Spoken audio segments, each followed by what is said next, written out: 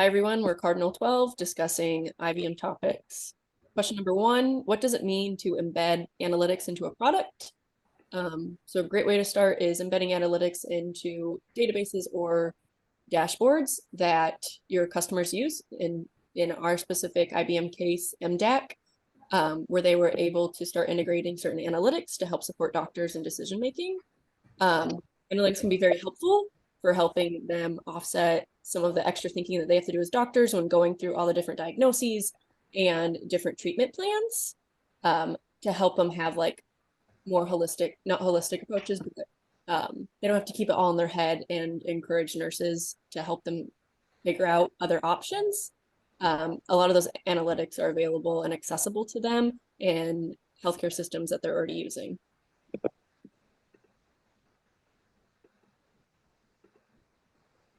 Yeah. How To add to that, Bree, it really allows them to introduce insights and aggregated patterns across a very large data set of patients that could help doctors who don't have networks to rely on, because medicine traditionally is a field where doctors leverage their network for support, and like largely rely on know-how and practice, and really introducing insights and aggregated patterns can help out with that. Moving on, how does a product leverage analytics to customize and expand product functionality?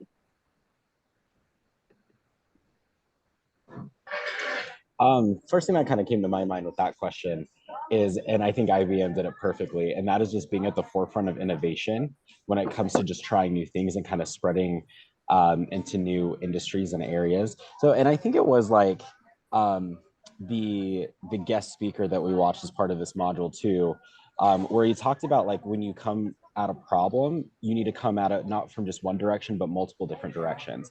And I think by leveraging, to your point, question one, Bree, leveraging all the amounts of data that's out there, but coming at it from different angles helps with that innovation to move it forward, and to kind of like, you know, come at problems, especially from a Watson and cancer research perspective at just different angles, that there's more than one way to solve the issue.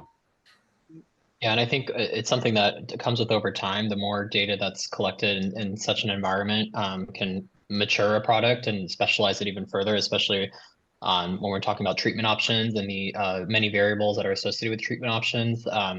You know, as it pertains to the patient, which was discussed in the case about certain complexities of their health, and it's not a one size fits all. So I think as this type of data matures, that expands the horizon of its capabilities for offering its functionality to be more wide reaching.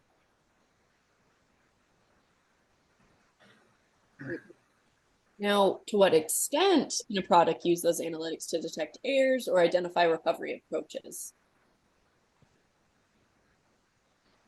I think this is another good example of bad data in, bad data out. So depending on any type of human error, human judgment that's passed in, again, thinking of our healthcare system examples, there's a lot of demographic and discrimination barriers that hinder any type of positive recovery approaches, especially in medicine, where discrimination in a lot of cases has been key for identifying that perhaps a patient didn't receive the type of health care that they needed because they weren't listened to, because of other extenuating circumstances that are due to the social impact of their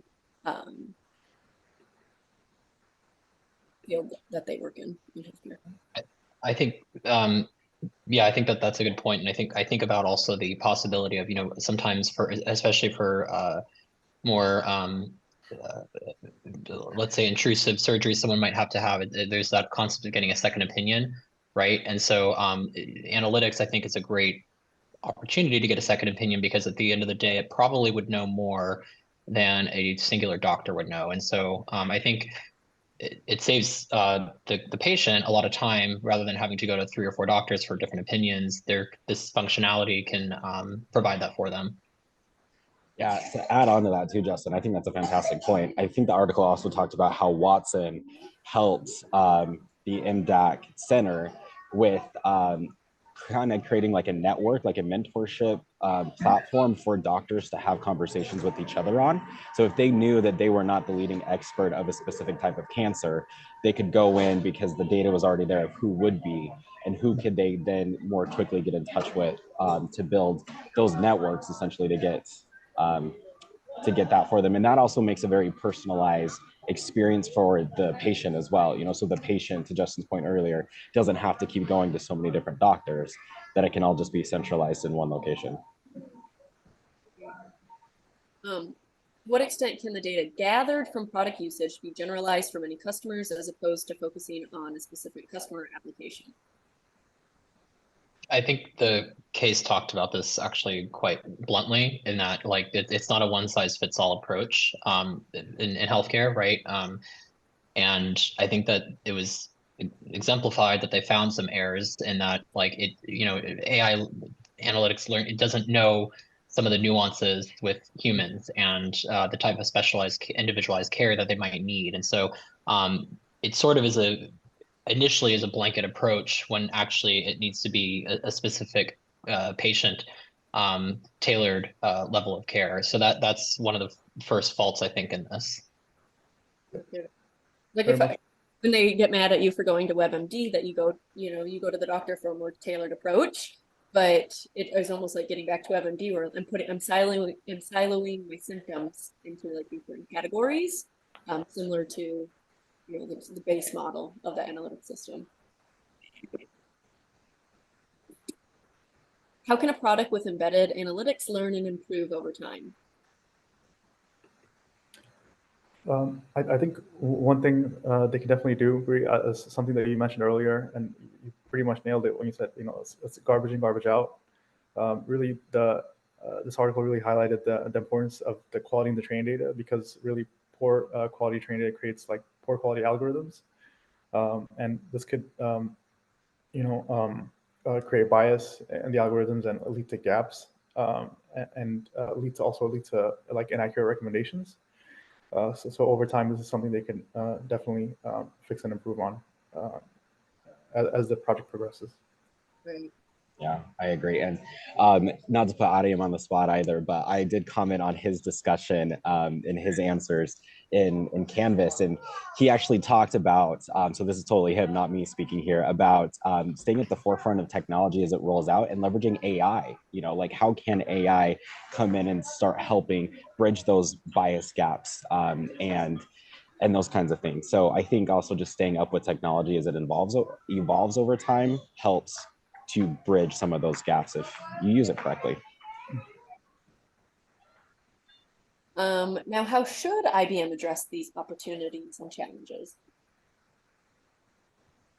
Is what we left at the case where we had a change in leadership for the program and had to decide exactly how to move forward. Are they going to keep asking for more money? They have a brand new EHR system that they would have to integrate with. It's troubling. I think my initial reaction when I had on the discussion board was one of the largest pieces was that they wanted to be able to increase the breadth and width of information sharing for doctors in rural areas. So my question largely was, why did they not start there, where there aren't a lot of centralized EHR systems that those doctors have to rely on?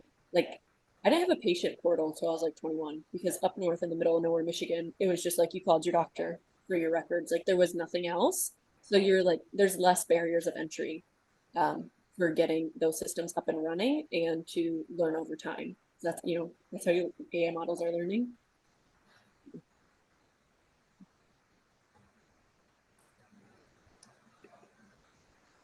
All right, that's a wrap.